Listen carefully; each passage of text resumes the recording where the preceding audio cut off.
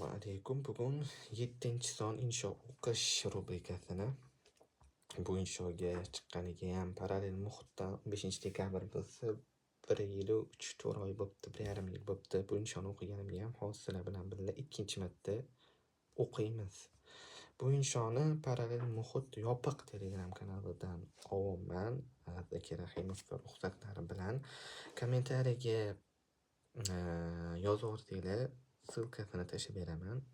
Bot orqali kirsanglar bo'ladi. Oylik to'lovi 67,000 so'm. O'zingizlar o'qib ko'rganingizlar yaxshi. Birinchi insho bu parallel muhitdagi daraxtdan rivojlanishni o'rganish haqida. Odamlar ichida bo'yi biridan 2-3 marta farq qiladiganlarni topa olmaysiz. Daraxtlarning balandlari 50 metrgacha boradi. Kichkinalari bo'yi esa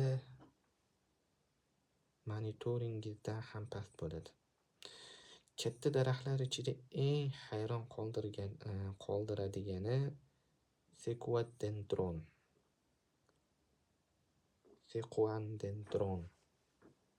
Noto'g'ri o'qigan bo'lsam zo'r.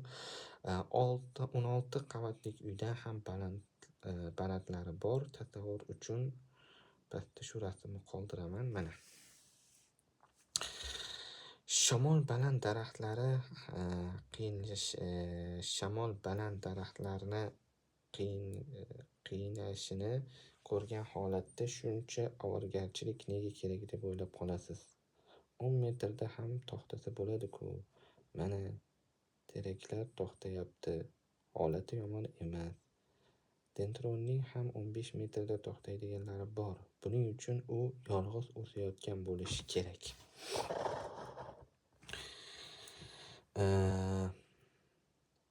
O'rmonda o'sganda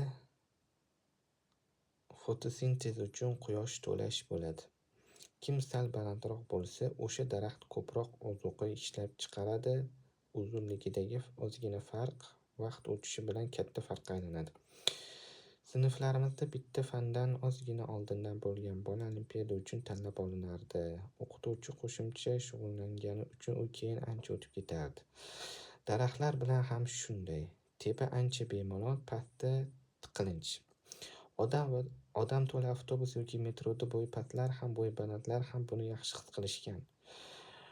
Yolg'iz o'sganda esa baland bo'lishiga sabab topilmaydi. Jim ham bir paytlar mashinalarni yaxshilayman qo'ygani kabi yolg'iz daraxtning yuqoriga intilish uchun raqobatchilari bo'lmaydi. Odamlar bilan ham shunday. Shaxsiy rivojlanaman degan odam uchun muhit kerak, o'rmon kerak. Aniqroq qilib aytganda, shaxsiy rivojlanish uchun ham sabab kerak. Maktabimiz o'quvchilaridan bilaman, aqllari yetgandan emas, charchagandan emas, balki sabablari tugaganda o'qishlarini pastga tushib ketadi. Raqobat kerak do'stlar, baribir. Rivojlanishda Margulan Sesenbay ham yaqinda intervyusida podkastida не развивайтесь в одиночку, ya'ni yolg'iz rivojlanmanglar deydi. Baribir. Hop, davom ettiramiz. Balki sabablarda o'qishlar pastga tushib ketadi. Shu o'rinda shaxsiy rivojlanish nimaligini gaplashib ketsak, dizayningizni yaxshiroq qilishingiz, ovqatni shirinroq pishirishingiz shaxsiy rivojlanish emas, kasbiy rivojlanish. Shaxsiy rivojlanish odamiylik xislatlaringizni yaxshilanishi. Vaqtida kelishni boshlashingiz, mehribonroq, aqlliroq, mardroq, tezroq, sabrliroq, insofliroq bo'lib borishingiz. Kasbiy rivojlanishingiz Excel'da jadvallarni tezroq qila olishingiz. Shaxsiy rivojlanishingiz shu jadvallarni chalg'imasdan eng yaxshi ko'rinishda mana qoyillatib qo'ydim, shuni ham eplay olmaysanlar demasdan qilishingiz. Biz Dendron emasmiz.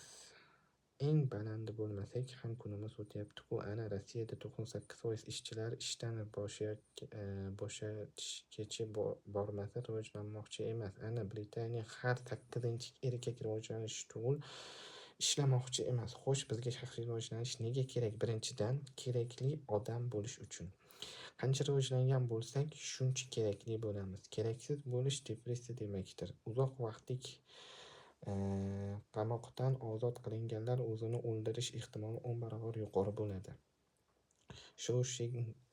Shoushengdan qochish filmidagi amaki uchun qamoqqa kerakli bo'lish ozodlikda keraksiz bo'lishdan yaxshiroq edi. Shu sabab o'zini o'ldirish sahnasini ko'rganda noto'g'ri qildi degan xayol kamchilikka kelgan bo'lsa kerak. Ikkinchidan, yaxshi daromad qilishimiz uchun. Yaxshi mutaxassis yaxshi pul topishi bilamiz. Mutaxassislik sizni ma'lum bir joyga olib boradi, xolos. Ko'tarilishda davom etish uchun shaxsiyatning muhimligini ortib boraveradi. Oxirgi bosqichlarda boshqaruvchilarning asosiy ishi shaxsiy rivojlanish bo'lib qoladi. Siz o'zingiz, jamoangizga, oson mijozlaringizga yaxshi bo'ladi. Boshlig'ingizni eslang, undan zo'r ishlashni emas, yaxshiroq odam bo'lishni kutgansiz. Ana, vizioner Elon Musk ham yaxshi odamlarni ishga olish kerakligini, faqat mutaxassis bo'lish yetmasligini aytyapti. Uchinchidan, oson yashash uchun. Rivojlanish qiyinchiligiga chidasak, hayot qiyinchiliklari osonlashadi. Rivojlanmayotgan odamlarning muammolari o'zgarmaydi. Pul muammolari, sog'liq muammolari, munosabat muammolari, bu muammolarni o'sayotgan odam yo'l-yo'lakay hal qilib ketaveradi, lekin illyuziya qurish kerak emas. O'rniga boshqa muammolar bilan kurashishga to'g'ri keladi. Dangasalik, ego, vaqt yetishmasligi, odamlar tushunmasligi, nima qilamiz endi maktab bolasining muammolari bog'cha bolasining muammolaridan farq qilganiga o'xshab, rivojlanayotgan odamning ham muammolari o'zgarib boradi. To'rtinchidan, oilamiz ham rivojlanadi. Rivojlanishar ekan yuqoridagi foydalarni olishadi. Bizdan ibratlanishadi.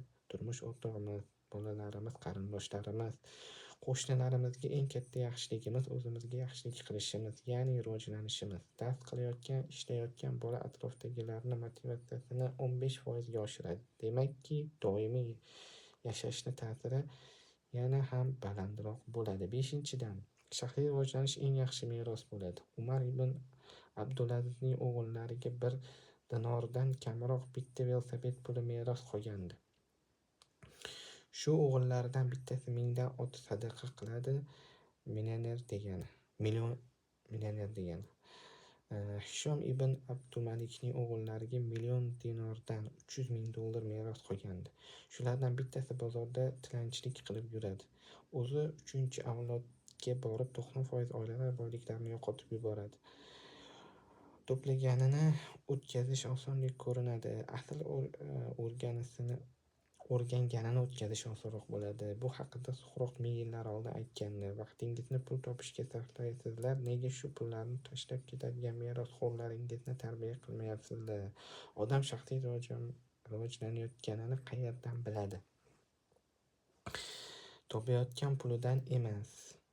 George Soros milliarder, o'zini shogirdlari ham, katta sanoatchilar ham, musulmonlar ham, yahudiylar ham uni yomon ko'radi.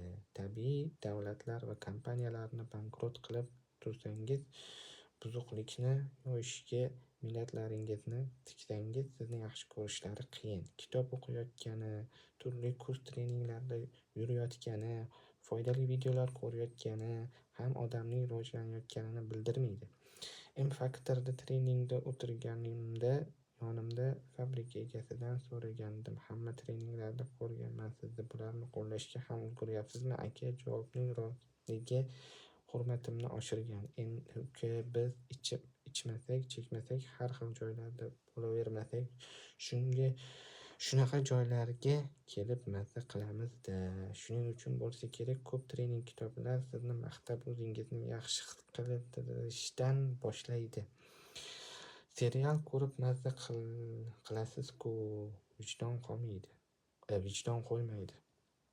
Qani endi vijdonni qiynamasdan yaxshi vaqt o'tkazsak. Self-help, o'ziga yordam berish kitoblari va rivojlanish treninglari aynan shu bo'sh joyni to'ldiradi. Xo'sh, unda rivojlanayotganimizni qayerdan bilamiz? 2 yildan beri tosh ko'tarish uchun zalga chiqaman. Buni eshitganlar ozg'inligimga ishora qilib, foydasi ko'rinmayapti deb aytib qo'yishardi. Vazn olmasligim sababi esa men mushaklarni og'ritmasdim. Erinardim. Har kuni chiqishni o'zi katta ish edi men uchun. Yengil ishlaganim uchun ishtaha ham yengil bo'lardi. Hozir trener bilan og'riguncha ishlayapman. Ishtaha ham paydo bo'ldi. Vaznda o'zgarish bo'lyapti. Qiynalmayotgan bo'lsangiz o'smayapsiz. Adlerning gapi bilan aytgan ma'lumot olgan kishi mazza qiladi, ilm olayotgan kishi qiynaladi. Odam xatosini bilib qoladi, uni tan oladi, mana shu tan olish og'riq beradi.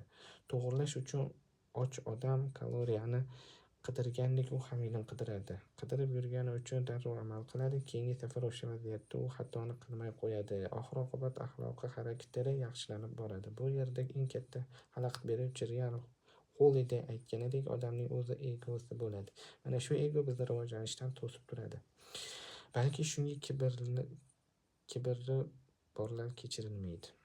Jannatga kiritilmaydi. Hamma xatoni to'g'rilasa bo'ladi, kibrni tashqaridan to'g'rilab bo'lmaydi.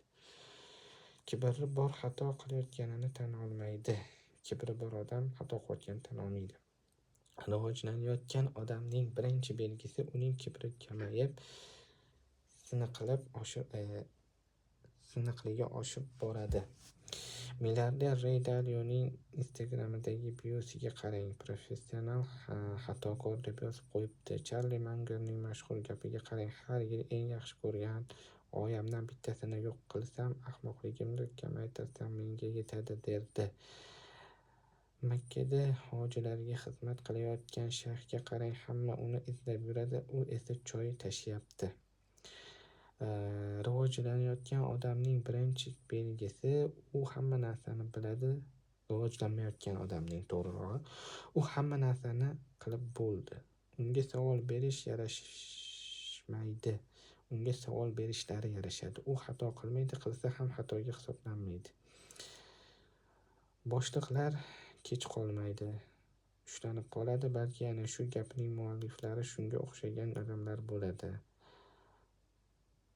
Falastindan chiqib unga qarshi chiqqan 10 millionlab obunachi yig'ib 99% muxlislarni o'ziga dushman qilgan Nasteyli bunga yaqqol misol bo'la oladi. Rivojlanib bo'ldim deganda odamda rivojlanish tugayotgan bo'ladi. Rivojlanib bo'lish hech qachon tugamaydi.